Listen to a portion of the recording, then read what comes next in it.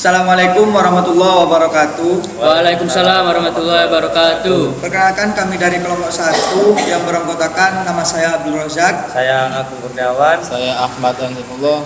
Saya Muhammad Rafi Farkananta. Di sini kita akan menjelaskan fitur-fitur di OBS untuk fitur video untuk video pembelajaran. Yang pertama itu kita harus membuka PPT-nya terlebih dahulu. Nah, ini harus dijendelakan ya. Kalau sudah, tinggal ke OBS lagi, langsung di Windows Capture. Ini bebas mau ditulis apa? Coba kita PPT aja. PPT presentasi gitu.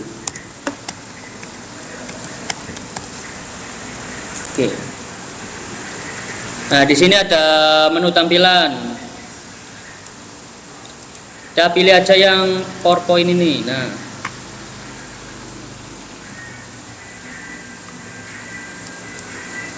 oke.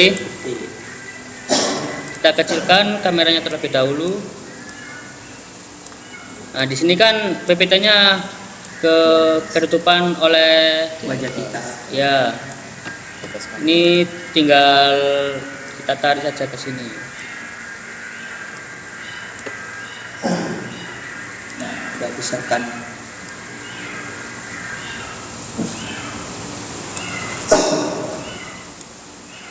Yang bawah itu. Yes. Cilik nomor itu kamera itu. Nah, Seperti ini ya. Ini tampilan.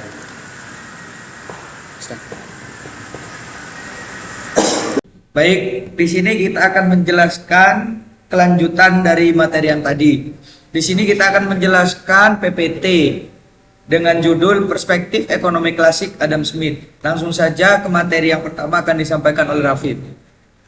Materi pertama adalah perspektif ekonomi klasik. Perspektif ekonomi klasik merupakan aliran pemikiran ekonomi klasik yang muncul pada masa revolusi industri pada abad ke-18 dan ke-19. Perwakilan ekonomi klasik antara lain yaitu Adam Smith, Thomas Robert Malthus, yang ketiga ada Jean Baptiste, selanjutnya ada David Ricardo, ada Antoine Carnot, dan James Mill.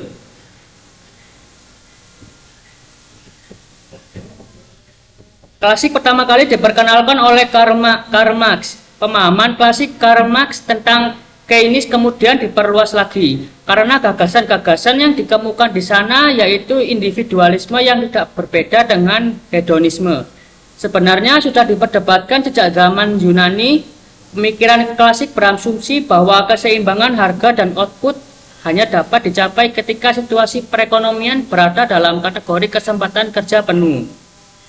Dan bahwa di keseimbangan tingkat kesempatan kerja penuh hanya dapat dicapai melalui berfungsi mekanisme pasar secara bebas. Jika terjadi pengangguran dalam perekonomian, hal ini hanya bersifat sementara dan akan hilang secara alami melalui mekanisme pasar yang berfungsi secara bebas. Peran pemerintah harus dibatasi semaksimal mungkin. Adam Smith adalah salah satu pemikiran teori ekonomi klasik. Tokoh berkebangsaan Skotlandia ini menulis buku berjudul The Wealth of Nations. Bukunya sering dianggap sebagai bukti kebangkitan pemikiran ekonomi modern. Dalam karyanya ini, Smith menguraikan teorinya tentang tangan tak kasat mata yang mengatur jalannya perekonomian suatu negara. Biografi tokoh Adam Smith.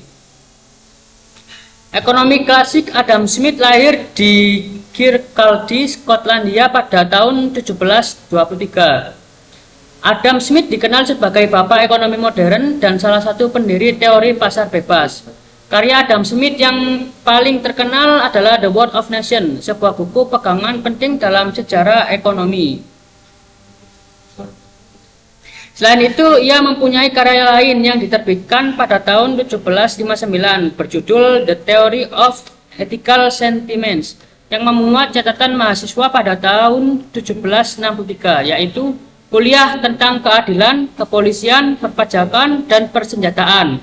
Smith adalah salah satu pelopor sistem ekonomi kapitalis. Sistem ekonomi ini berasal dari Eropa Barat pada abad ke-18 dan mulai terkenal di sana pada abad ke-19. Selanjutnya akan dibahas oleh Rozak.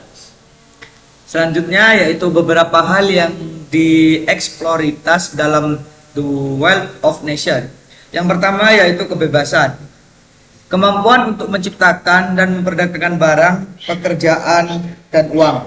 Yang kedua yaitu kepentingan pribadi, yaitu kebebasan untuk mengejar kepentingan sendiri sambil mengedepankan kepentingan orang lain.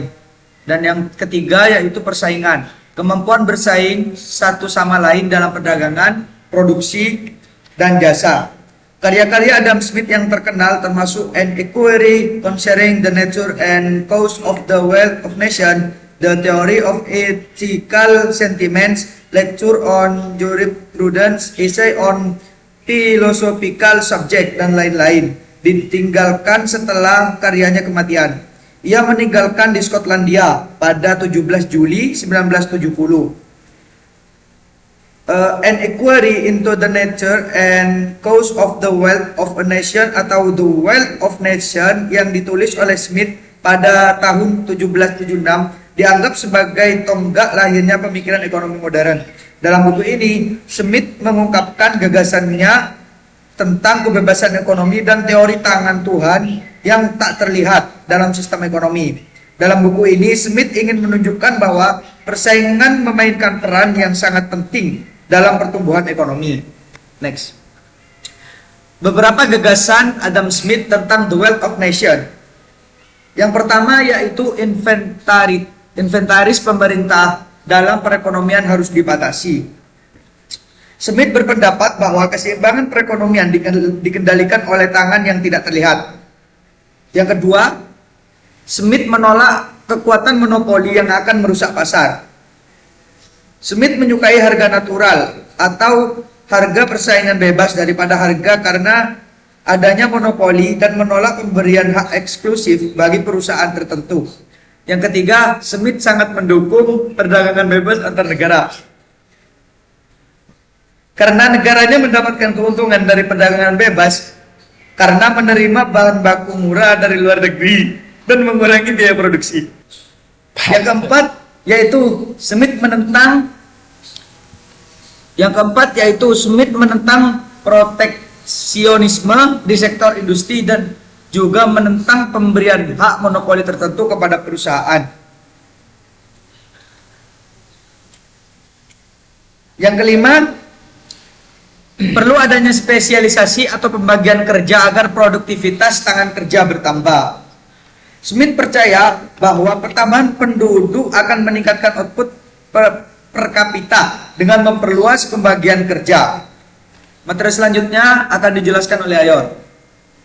Karya besar Adam Smith. Adam Smith banyak sekali membuat karangan yang sangat bermanfaat yang dicurahkan dalam bentuk tulisan atau literatur yang sangat bermanfaat bagi manusia dalam mempelajari ilmu ekonomi yang sudah ada sejak lama, namun berguna sampai saat ini. Next. Beberapa hasil karya Adam Smith. Yang pertama ada The Theory of Moral Sentiment tahun 1759, yang berisi tentang pandangan Adam Smith bahwa setiap manusia sangat menyukai hidup sebagai warga masyarakat dan tidak menyukai hidup yang individualistik dan mementingkan diri sendiri. Yang kedua ada An Inquiry into the Nature and Causes of the Wealth of Nation tahun 1776. Yang ketiga Essay on Philosophical Subjects diterbitkan setelah tahun 1795. Nah, buku ini terdiri dari 3 karya yang berbeda yang berisi tentang sejarah astronomi, sejarah fisika kuno, sejarah logika kuno, dan metafisika. Yang keempat yaitu Lectures on Jurisprudence diterbitkan setelah 1976, berisi tentang pengembangan ide-ide Adam Smith.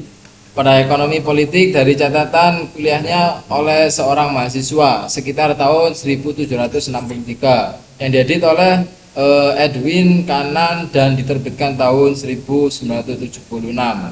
Next. Karakteristik dari model ekonomi klasik menurut Adam Smith. Yang pertama yaitu kebebasan atau freedom. Hak untuk memproduksi dan menukar atau memperdagangkan produk, tenaga kerja, dan kapital.